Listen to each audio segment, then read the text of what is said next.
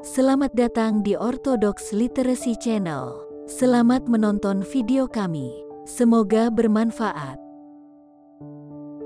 Shalom. Minggu ini, tanggal 5 Februari, kalender sipil. Tanggal 23 Januari, kalender gereja. Gereja Ortodoks memasuki Minggu Pemungut Cukai dan Orang Farisi. Minggu ini merupakan minggu pertama dari Minggu Triodion. Bacaan Injil minggu ini diambil dari perumpamaan Tuhan Yesus dalam Lukas 18, ayat 10 sampai dengan 14. Perumpamaan ini menceritakan tentang dua orang laki-laki, yang satu adalah seorang Farisi, yang terkenal dengan ketaatannya dalam menjalankan hukum agama, dan yang lainnya seorang pemungut cukai, seorang pejabat pemerintah yang bertanggung jawab untuk memungut pajak. Keduanya memasuki bait suci. Orang Farisi berdiri di tempat terbuka dan berdoa dalam hatinya, berterima kasih kepada Tuhan bahwa dia tidak seperti orang lain. Dia bukan seorang perampok, bukan seorang yang lalim, pezinah, dan juga tidak seperti pemungut cukai ini. Ayat 11.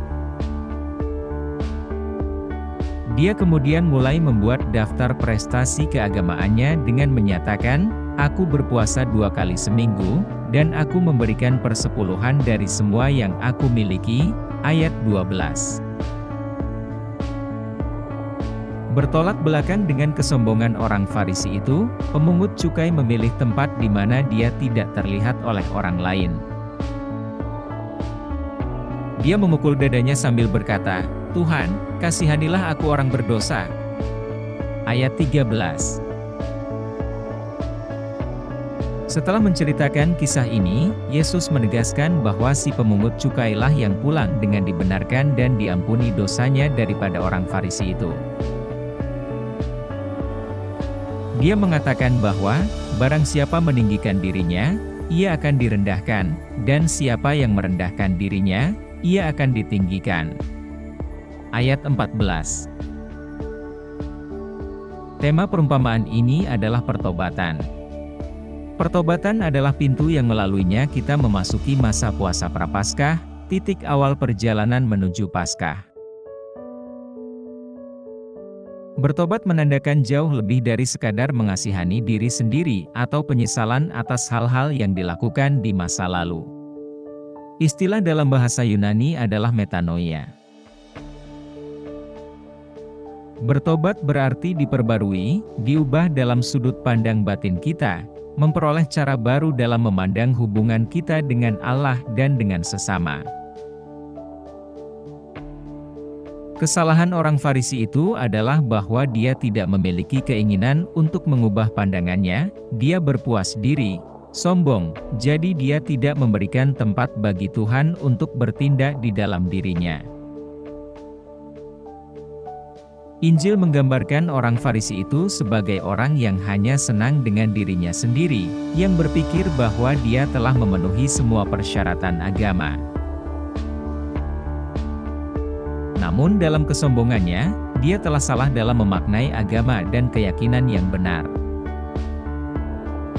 Dia hanya menilai dari bagian luarnya saja, mengukur kesalehannya dengan sejumlah uang yang dia berikan.